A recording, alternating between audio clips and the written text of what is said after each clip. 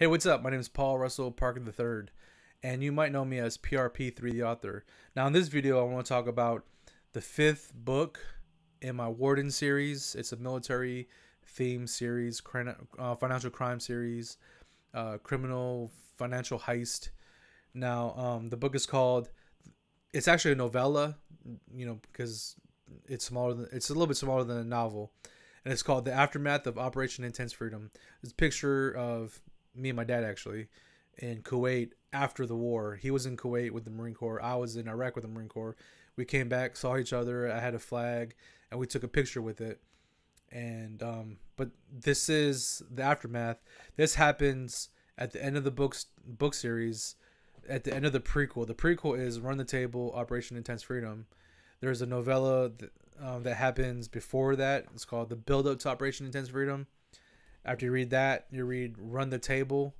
After you read Run the Table, you read The Aftermath. Now, Aftermath picks up in Kuwait right when they get back to Kuwait after the war, and is what happens to Warden and the other characters in Kuwait and in America when they go back.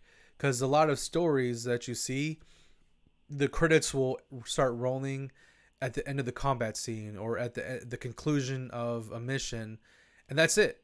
And you get up, you leave the theater, or you put the book down, but you don't know what happens. And things happen after the war. The characters just don't go away. They have to fly back or come back on ship. Something has to happen.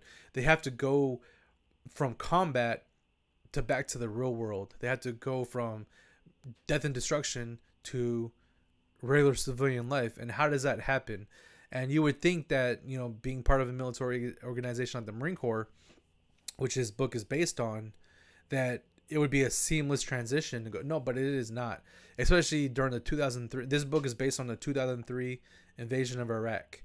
And it wasn't as seamless as you can imagine, because there was no combat before then. Before that invasion, the last combat action that Marines have seen en masse was, the 1991 Desert Storm, Desert Shield.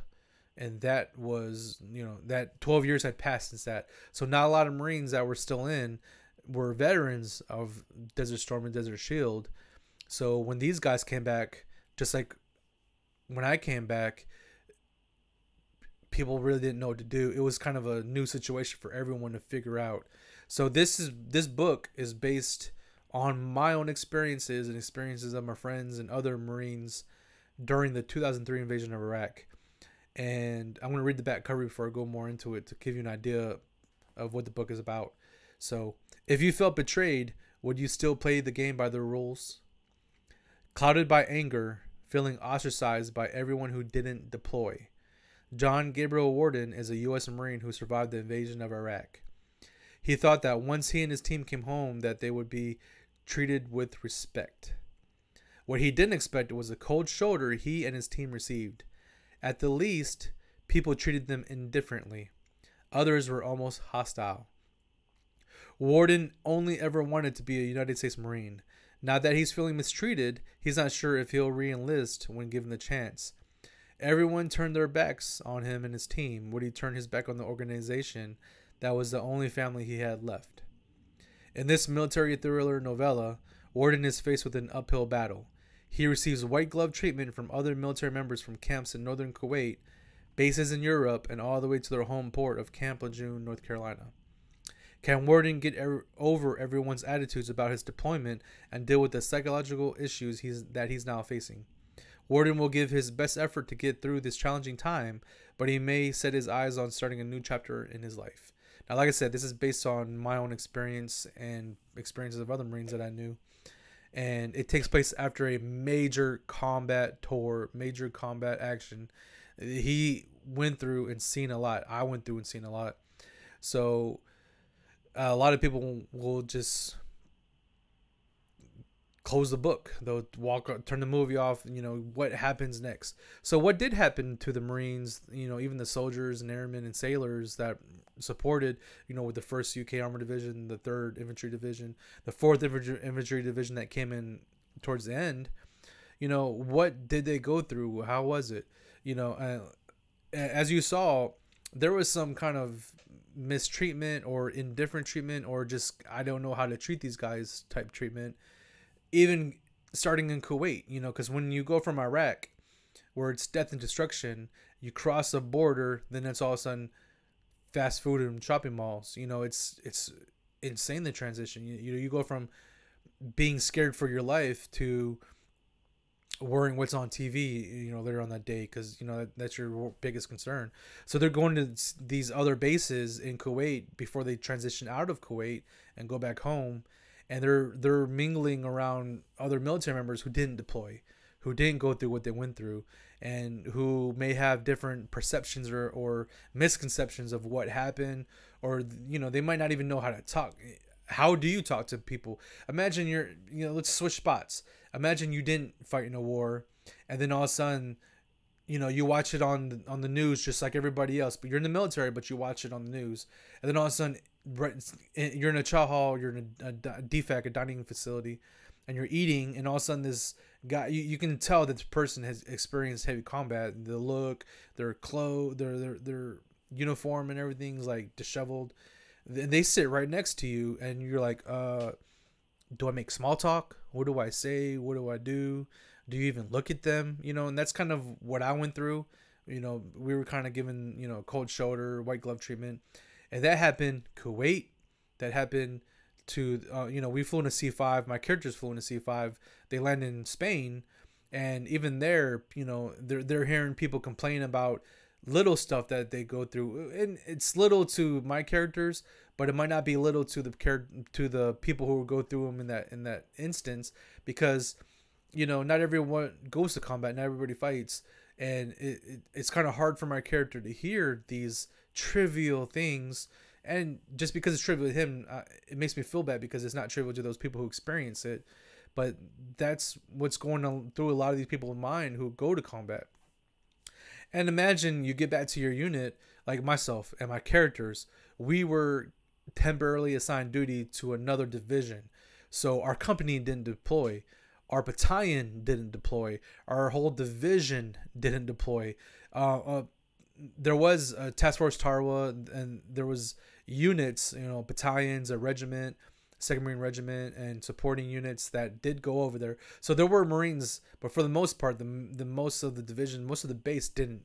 So when you come back and you're one of the only persons who had just experienced combat and no one else has around you for a mile or two, you know, it's hard. I guess it's hard for them because like they don't know if you're gonna be affected and if you can keep going, and if you can join back and just hop right back into, you know, the training cycle, or if it's how are you going to be, and you don't know how you're going to be either, because you're going from heavy combat to worrying about inspections, worrying about going to the rifle range, or worrying about physical fitness tests, you know. And it's crazy because you still kind of, just like myself and my characters, you need to take time and adapt and reclimatize yourself. And a lot of times back then in 2003, there was no reclimatization. They were like, hey, jump back in the cycle. You know, the best thing you can do is to get over it, just keep going, and you know, and get back into it. We still got more deployments coming up,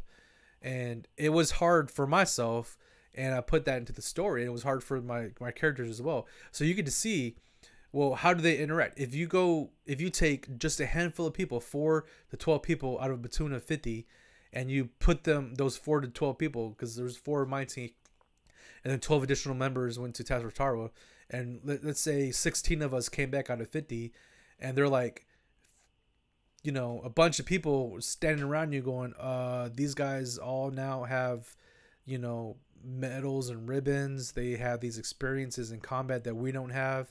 They've seen things and done things, and how is that? So you get to see how that is, how that actually plays out, and you get to get a feeling of what really happens to American military members, service members, after a combat tour. It gives you insight, and you know, if you never thought about it before, it paints a real clear picture. You know, like when those credits roll at the end of a movie, or when you get to the story, you finish the story in the book and you close it, they they stormed the castle and they took it over, and you know the bad guys are gone, the good guys save the day.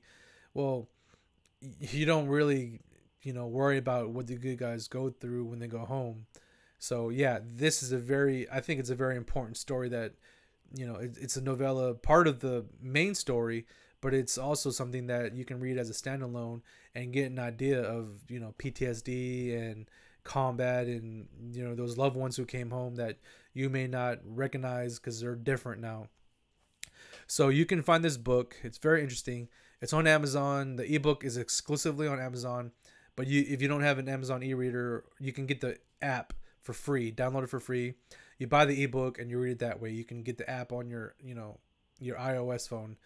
You can get the paperback on Amazon, but you can also get it, you know, you can go to Books A Million online, their website.